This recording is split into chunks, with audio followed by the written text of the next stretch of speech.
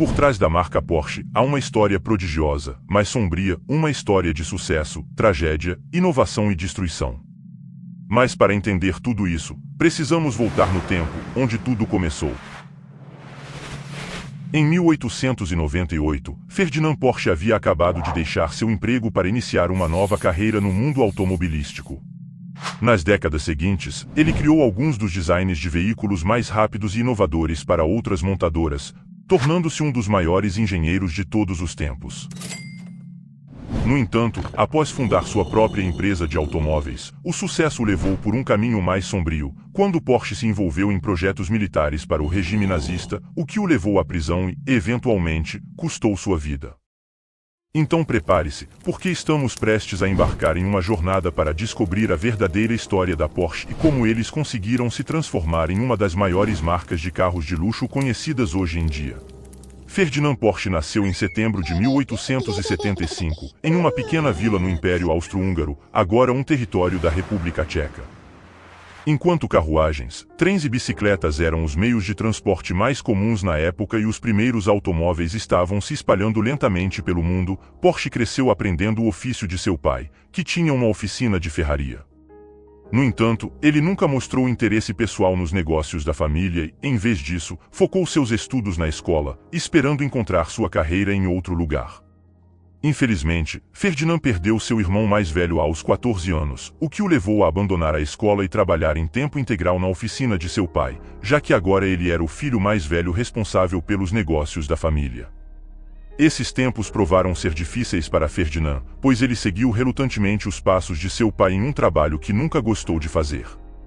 No entanto, havia algo mais que ele achava satisfatório de explorar em seu tempo livre: eletricidade. Na época, velas e lâmpadas a gás ainda eram comuns, mas, no final do século XIX, as lâmpadas elétricas estavam se tornando cada vez mais comuns. Porsche ficou obcecado por lâmpadas e começou a experimentar circuitos elétricos no sótão de sua casa. Seu pai, por outro lado, não ficou satisfeito com seu novo hobby e frequentemente o mandava parar de se ocupar com essas bobagens. Mas depois de perceber o quão apaixonado e obcecado Ferdinand estava com eletricidade, ele decidiu matricular seu filho na Escola Técnica Imperial de Reichenberg para desenvolver seus conhecimentos de engenharia. Lá, Porsche aprendeu rapidamente os conceitos básicos. Em apenas alguns meses de estudo, foi capaz de construir seu próprio gerador elétrico e instalar lâmpadas elétricas por toda a casa. Neste ponto, seu pai não podia mais ignorar o talento de seu filho e finalmente cedeu, permitindo que ele seguisse seu próprio caminho. Mal sabiam eles que este novo caminho iria ajudar a pioneirar uma indústria completamente nova: automóveis. Em 1893, aos 18 anos, Ferdinand deixou sua casa e conseguiu seu primeiro emprego na Bela Eger Co., uma fabricante de máquinas elétricas na cidade de Viena. Lá, ele logo foi reconhecido por suas habilidades como engenheiro brilhante e habilidoso e rapidamente subiu na hierarquia, tornando-se o responsável pela empresa. Durante seu tempo na Bela Eger, Ferdinand Porsche construiu o primeiro motor elétrico para rodas da empresa. Esse motor elétrico era destinado a ser acoplado à roda de qualquer veículo e fazê-lo se mover diretamente. Na época, era comumente usado apenas em bicicletas, mas logo depois Ferdinand começou a desenvolver outras ideias para esse motor.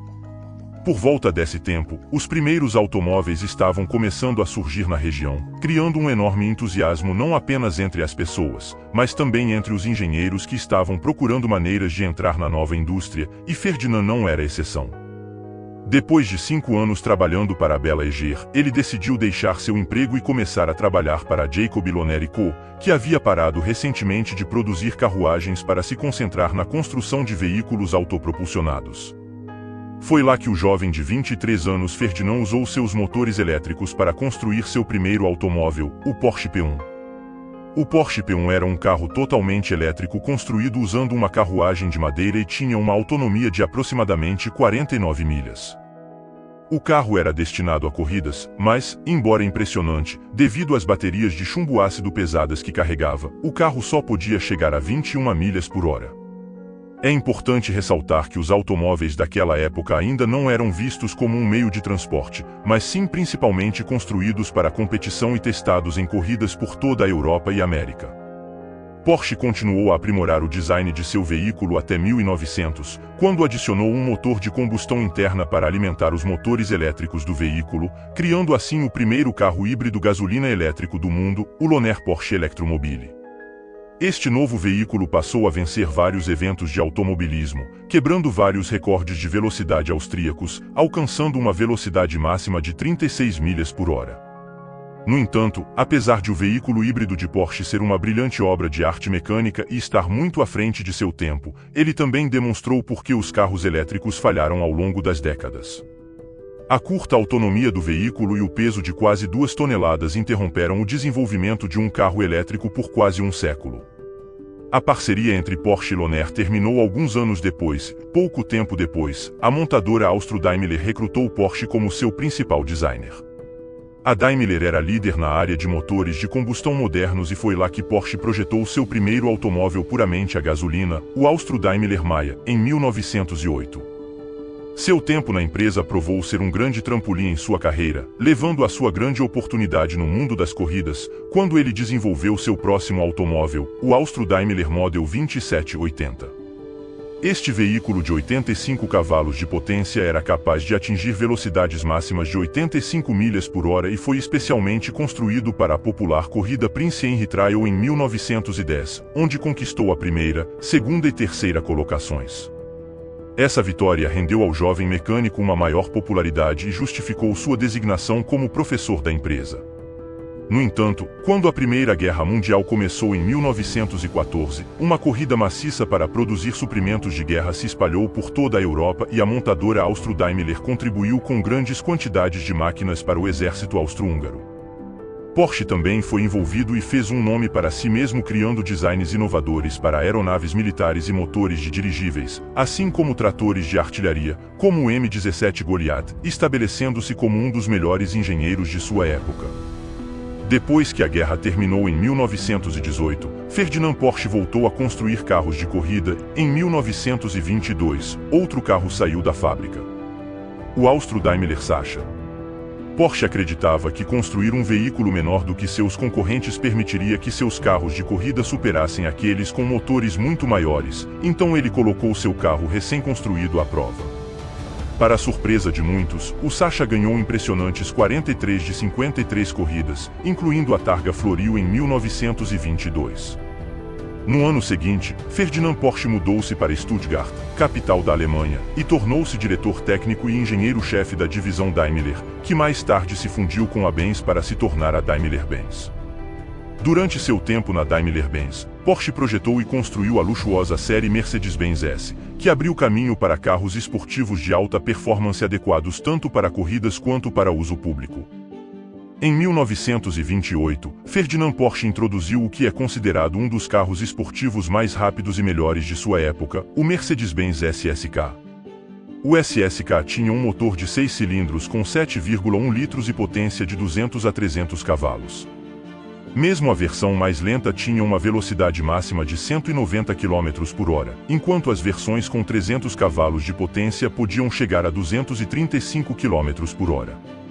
Esse modelo da Mercedes-Benz se tornou o campeão absoluto dos 500 milhas da Argentina em 1929, seguido por mais vitórias nas corridas Grand Prix de Córdoba em 1929 e 1930, bem como no Grand Prix irlandês de 1930. A sequência de vitórias continuou com várias outras vitórias no Grand Prix até atingir o auge em 1931, quando conquistaram mais uma primeira colocação na corrida de Melamelia. Na época, era o veículo esportivo mais rápido e valioso do mundo. Porsche também construiu uma versão mais elegante do SSK, o Trossi Roadster, que se tornou um fenômeno devido ao seu aparência extravagante e solidificou ainda mais seu status como um dos maiores designers de carros de sua época. No entanto, logo após a introdução do carro, Ferdinand Porsche ficou cansado das diferenças criativas entre ele e o conselho da Mercedes-Benz, então ele deixou a empresa e foi trabalhar para outra montadora. Infelizmente, essa empresa faliu pouco depois, principalmente devido à Grande Depressão, e Porsche se viu desempregado. Apesar da crise econômica, foi nesse momento que ele decidiu tomar a maior decisão de sua carreira: fundar sua própria empresa de carros, a Porsche GmbH. Ele trouxe muitos de seus antigos colegas para trabalhar em sua nova empresa, e talvez o mais importante de todos, seu próprio filho, Ferry Porsche. Assim como seu pai, Ferry também se interessou por design e engenharia, mostrando grande promessa ao aprender sua profissão rapidamente, trabalhando sempre e onde quer que pudesse para provar suas habilidades ao talentoso pai. Inicialmente, a empresa Porsche não começou a construir carros sob sua própria marca, mas ofereceu consultoria e projetos de desenvolvimento de motores para outras montadoras. No entanto, apesar de ser um dos engenheiros mais famosos da Alemanha, havia um grande problema: os clientes não estavam chegando. O país ainda estava se recuperando dos destroços econômicos da Primeira Guerra Mundial e a demanda por automóveis públicos era praticamente inexistente. Enquanto o negócio lutava para decolar, Ferdinand recebeu uma carta que mudaria completamente a trajetória da empresa, e ela veio de uma fonte bastante surpreendente. Em 1933, Adolf Hitler se tornou chanceler da Alemanha e desenvolveu um interesse especial por automóveis. Ele recrutou os melhores engenheiros de carros do país, incluindo Porsche, e se sentou para uma reunião importante. O líder nazista queria que cada cidadão alemão tivesse um carro capaz de transportar uma família de 5 pessoas, que fosse eficiente em termos de combustível e barato, tão barato que custasse apenas 990 Reichsmarks, o que muitos engenheiros consideravam impossível. Ele chamou isso de Volkswagen, ou um carro do povo. Porsche apresentou seu projeto e ganhou o contrato de Hitler. Essa aliança estabeleceu um relacionamento incomum, mas ótimo, entre os dois. Hitler precisava de uma mente criativa para projetar seu carro ambicioso, enquanto Porsche precisava do apoio político para sua empresa, para que não precisasse se preocupar com dinheiro ou finanças. Portanto, em 1934, Porsche e sua equipe começaram a trabalhar na construção de um dos carros mais bem-sucedidos da história humana, o Volkswagen Fusca. O Volkswagen Tipo 1, mais tarde conhecido como Fusca por sua forma de carroceria, era um carro de 2 portas com motor refrigerado a ar na parte traseira, o que ajudava a exigir uma manutenção mínima e facilitava a direção, graças ao equilíbrio de peso. Também provou ser muito econômico em termos de combustível, com uma média de 31,4 milhas por galão, o que ainda é impressionante pelos padrões de hoje. Logo após 300 mil pedidos serem feitos para o Fusca, essa foi a maior conquista que Porsche havia alcançado até então, e ele estava pronto para ver sua criação em funcionamento.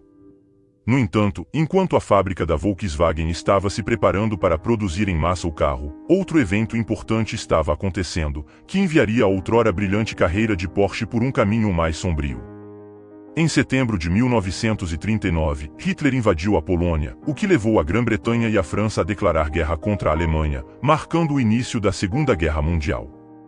De repente, a produção em massa do Fusca foi imediatamente interrompida, pois a fábrica da Volkswagen começou a priorizar a produção de guerra. Sendo um dos melhores engenheiros do país e amigo próximo de Hitler, Porsche inevitavelmente se envolveu em projetos militares para o exército nazista. Ele começou a desenvolver veículos militares off-road e maquinário de batalha, como o Kubelwagen, a versão militar do Fusca, o destruidor de tanques Elefant e o míssil V1. No entanto, embora Porsche fosse um dos engenheiros favoritos de Hitler quando se tratava de projetar tanques, ele não conseguiu atender às expectativas de Hitler. Você vê, Hitler lançou um concurso para ver quem ganharia o contrato para produzir em massa o Tiger, um tanque pesado que seria usado na guerra. Nesse caso, Porsche projetou o Ferdinand, um tanque híbrido que poderia funcionar com transmissões a gasolina elétricas. Embora o tanque fosse um design revolucionário, seus motores eram muito complicados e superdimensionados, o que levou a muitos problemas e acabou quebrando durante os testes. Mas, depois de perder o concurso para a Enchel-Issan, Porsche se viu em uma enorme confusão. Antes mesmo de apresentar seu protótipo, ele já havia construído 100 chassis para seu conceito. Para salvar seus designs, os alemães transformaram 90 tanques Ferdinand em destruidores de tanques e os renomearam como Elefant. Eles se tornaram muito eficazes na guerra, mas devido a problemas de motor e mobilidade, a maioria deles quebrou e foi perdida no campo de batalha. É relatado que a empresa Porsche também usou trabalhadores escravos em sua fábrica em Stuttgart, embora a empresa tenha negado essas acusações anteriormente e se defendido, alegando ser apenas um pequeno escritório durante a guerra. Eles admitiram seus crimes depois que dezenas de pessoas falaram no final do século XX, detalhando suas condições de captura e trabalho forçado na fábrica da Porchenas, mãos do regime alemão. Em resposta a isso, a Porsche doou milhões de euros para fundos e compensações às vítimas de trabalhadores forçados. Hoje, na época, era prática comum para fábricas alemãs que tinham um grande número de trabalhadores usarem mão de obra escrava, frequentemente prisioneiros de guerra, que recebiam muito pouco ou nada e frequentemente eram trabalhados até a morte. No entanto, apesar de trabalhar com os nazistas, Ferdinand Porsche não concordava realmente com sua ideologia. Raramente era visto levantando o braço na saudação de Hitler, e seu casaco cinza folgado sempre se destacava durante as marchas em um mar de uniformes marrons. Quanto ao cargo na SS que recebeu do partido nazista, Porsche simplesmente o ignorou. Ele estava interessado apenas em expandir seus negócios e fornecer o que o governo precisava na época, apesar de suas práticas desumanas. Graças às suas contribuições, a empresa Porsche passou de 3.000 marcos do Reich em lucro em 1934 para mais de 2 milhões em 1944. No entanto, sua participação nos esforços de guerra teve um preço alto. Após o término da guerra, Ferdinand Porsche foi preso pelo governo francês e enviado para a prisão por crimes de guerra devido à sua filiação à SS e seu relacionamento próximo com Hitler. Com ele na prisão, agora cabia a um homem assumir a tocha e liderar a marca Porsche em uma direção nova e mais brilhante. Esse homem era o único filho de Ferdinand, Ferry Porsche. Enquanto eu estava fazendo este vídeo, me perguntei se Ferdinand Porsche iniciasse uma nova carreira nos tempos atuais, o que ele faria de diferente. Tantas coisas mudaram desde então que é seguro dizer que aprender online é uma das melhores maneiras de começar. Ferry herdou o amor de seu pai por máquinas, assim como seu talento, e já havia construído vários veículos. Entre eles estava o Savingwagen, que em alemão significa carro anfíbio. Este carro foi projetado para ser viável tanto em terra quanto na água e foi de grande serviço para os soldados alemães durante a guerra. Por causa disso, Ferry ele mesmo foi preso junto com seu pai e foi jogado na prisão por vários meses. Na verdade, a única razão pela qual ele foi libertado pelo governo francês foi para que pudesse encontrar o dinheiro necessário para libertar seu pai da prisão. Ferry levantou o dinheiro necessário assinando um contrato com o fabricante de carros italiano Cisitalia, onde construiu o Cisitalia 360, um veículo extremamente avançado para sua época. Este carro estava destinado a participar de corridas de Grand Prix, mas devido aos recursos financeiros da empresa e a uma mudança de regras na competição de corridas, nunca foi levado à pista. Felizmente, Ferry recebeu sua parte antecipadamente, e ele foi capaz de libertar seu pai após 22 meses atrás das grades. Infelizmente, as terríveis condições em que os franceses mantiveram Ferdinand prisioneiro levaram diretamente à sua saúde irreversivelmente debilitada, o que o atormentou até o último suspiro. E assim, com a saúde debilitada de Ferdinand impedindo seu retorno ao trabalho, a responsabilidade recaiu sobre Ferry Porsche de assumir e aplicar as ideias de seu pai à sua nova empresa. Ele notou que o fabricante de carros para o qual trabalhou anteriormente, a Cisitalia, estava construindo pequenos carros esportivos com um motor Fiat, então ele se perguntou por que não poderíamos fazer o mesmo com peças da Volkswagen. Ele se encontrou com o diretor-gerente da Volkswagen e fechou um acordo que permitiria o uso de suas peças, bem como a distribuição de sua rede. Ele também forneceu os documentos que provavam que o Fusca da Volkswagen foi desenvolvido por seu pai antes da guerra, o que fez a Volkswagen concordar em pagar uma taxa de licença para a Porsche por cada Fusca que construíam. Essas negociações provaram que Ferry não era apenas um engenheiro habilidoso, mas também um empresário brilhante. Mais importante ainda, esses acordos com a Volkswagen deram à empresa Porsche os recursos financeiros de que precisavam para começar a experimentar e desenvolver seus próprios veículos. E assim, em 1948, Ferry apresentou o primeiro carro que levaria o nome da família, o Porsche 356. O 356 era um pequeno roadster de 2 portas, com um motor Volkswagen refrigerado a ar e uma velocidade máxima de 87 milhas por hora. Não era o carro mais potente nem o mais rápido, mas Ferry Porsche continuou aprimorando o design, eventualmente tornando-o mais rápido e suave de dirigir. Ele levou o veículo para competir no mesmo ano na cidade de Innsbruck, Áustria, onde conquistou uma vitória em primeiro lugar, lançando as bases para o sucesso futuro da Porsche no mundo das corridas. Embora suas vendas fossem inicialmente baixas, o 356 era amado entre os entusiastas de carros, incluindo o pai de Ferry, que estava muito orgulhoso de seu filho e apoiou o lançamento bem-sucedido do carro. Ferdinand Porsche também visitou a fábrica da Volkswagen mais uma vez em 1950 e ficou feliz em ver sua visão para o Fusca finalmente sendo realizada. Infelizmente, ele não viveu o suficiente para ver como o Fusca ou a marca Porsche se expandiriam pelo mundo, pois morreu apenas um ano depois, aos 75 anos. Pouco depois de sua morte, as vendas do Porsche 356 dispararam após vencer uma corrida em Le Mans em 1951 e logo em seguida novos modelos, como o 356 Speedster e 356 Carrera, também foram oferecidos ao público, conquistando rapidamente os corações de muitos pilotos e celebridades. Mas, enquanto o 356 foi um ponto de virada na história da Porsche, ainda era apenas uma variação do Fusca com mudanças mínimas. Os clientes da Porsche naquele momento estavam ficando cansados do design de seu corpo, então eles precisavam projetar e construir algo completamente novo, mas ainda reconhecível como sua marca. Isso foi até o dia em que um dos filhos de Ferry entrou em cena e introduziu um novo veículo que levaria a marca Porsche a um patamar completamente novo. Ferdinand e Alexander Porsche, assim como seu pai, Ferry, seguiram os passos da família desde cedo e estiveram ativamente envolvidos na indústria automobilística. No entanto, Alexander estava mais interessado em design e não se considerava um engenheiro, mas sim um artesão talentoso em moldar. Após receber treinamento prático do departamento de design de carrocerias da Porsche, ele decidiu participar da criação da nova geração de carros e começou a projetar um dos carros esportivos mais icônicos da história moderna, o 911. O Porsche 911 era muito mais potente do que o 356 que substituiu, mudando de um motor de 4 cilindros para um motor boxer de 6 cilindros, e era notável por ter um motor refrigerado a ar na traseira, o que, devido ao equilíbrio de peso, melhorava a direção e a aceleração do veículo. Esses elementos combinados permitiram uma experiência de direção tão suave que não poderia ser igualada por nenhum outro automóvel. E, ao contrário de muitos outros carros esportivos, o 911 não era apenas rápido, mas também muito confiável. Tão confiável, na verdade, que estima-se que mais de 70% de todos os 911S construídos até hoje ainda estejam em circulação.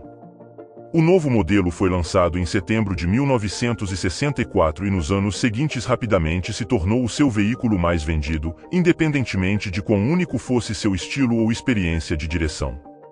A Porsche continuou entregando o que as pessoas queriam, lançando modelos mais rápidos com mais potência, como o 911 Carrera S e o 911 Turbo, o que impulsionou as vendas anuais da empresa para mais de 20 mil unidades até a década de 1970. No entanto, apesar de já estabelecida como uma das melhores fabricantes de carros esportivos, a Porsche levou isso ainda mais longe, expandindo-se para o mundo das corridas. E este foi outro campo onde a Porsche mais uma vez se destacou. O carro estreou na pista de corrida no Rally de Monte Carlo de 1965, onde conquistou um respeitável quinto lugar. Nos anos seguintes, a Porsche melhorou seu desempenho e conquistou 3 vitórias consecutivas no Rally de Monte Carlo de 1968 a 1970. A partir de então, o novo modelo passou a vencer em quase todos os outros eventos automobilísticos, como o Targa Florio, o Paris-Dakar, as 24 Horas de Daytona e inúmeros outros rallies e campeonatos de GT, tornando-se um dos carros de competição mais bem-sucedidos da história. Mas por volta dessa mesma época, Ferry Porsche infelizmente renunciou ao seu cargo na empresa e, como nenhum de seus filhos estava interessado em assumir sua posição, o conselho da família decidiu dividir as ações da empresa e deixar outra pessoa no comando, marcando o fim do envolvimento da família na empresa. No entanto, a Porsche continuou aprimorando para veículos melhores e mais esportivos, consolidando ainda mais sua posição como uma das principais marcas de carros esportivos no mercado. Mas nada dura para sempre, e um período sombrio estava logo ao virar da esquina para a Porsche, e para sobreviver, eles tomariam uma de suas decisões mais drásticas até então. Em 1986, uma grande queda na taxa de câmbio do dólar e no custo geral da produção de alta qualidade de seus veículos causaram muitos problemas para a empresa Porsche. Em 1991, suas vendas caíram para 23 mil unidades, que era a metade do número de carros que haviam vendido apenas 5 anos antes. As perdas da empresa somaram 240 milhões. Em marcos alemães e até o final de 1993, a Porsche mal conseguia sobreviver, vendendo cerca de 14 mil unidades por ano. Em termos simples, estavam à beira do desastre. A empresa precisava fazer algo rápido ou correr o risco de falência. Então, tomaram a ousada decisão de anunciar que entrariam no mercado de SUVs. Na época, os SUVs estavam se tornando a nova tendência e, pela primeira vez, ultrapassaram as vendas de carros de passageiros regulares nos Estados Unidos em 1999. No entanto, o projeto recebeu muitas críticas e o motivo não é difícil de ver. A Porsche, por tradição, sempre fabricou carros esportivos de luxo de alta qualidade, capazes de desempenhar tanto na estrada quanto na pista de corrida, então construir um SUV familiar não se encaixava bem com a marca. Na verdade, seria a primeira vez que um carro da Porsche teria 4 portas. Apesar de toda a controvérsia, a Porsche lançou o Cayenne em 2002, para a surpresa de muitos, não apenas se tornou o seu veículo mais vendido, mas também um favorito entre os fãs. Veja bem, o Cayenne podia parecer diferente, mas ainda continha as mesmas características que muitos amantes da marca estavam familiarizados, como forte desempenho na direção e confiabilidade. E graças ao seu luxuoso espaço interior e conforto, as vendas do Cayenne acabaram salvando a empresa da falência. Até hoje, o Cayenne, mais recentemente, o Macan compõem mais de 70% das vendas da Porsche na América e são considerados por alguns como os SUVs mais esportivos do mercado. Ainda assim, a marca nunca perdeu a conexão com suas raízes de carros esportivos, e seus novos modelos, como o Porsche Panamera e o totalmente elétrico Taycan, estão entre os seus veículos esportivos mais vendidos até o momento. A Porsche agora é de propriedade do grupo Volkswagen e continua sendo uma das maiores marcas de carros de luxo do mundo. Espero que tenha gostado do vídeo e não se esqueça de curtir e se inscrever. Assista também.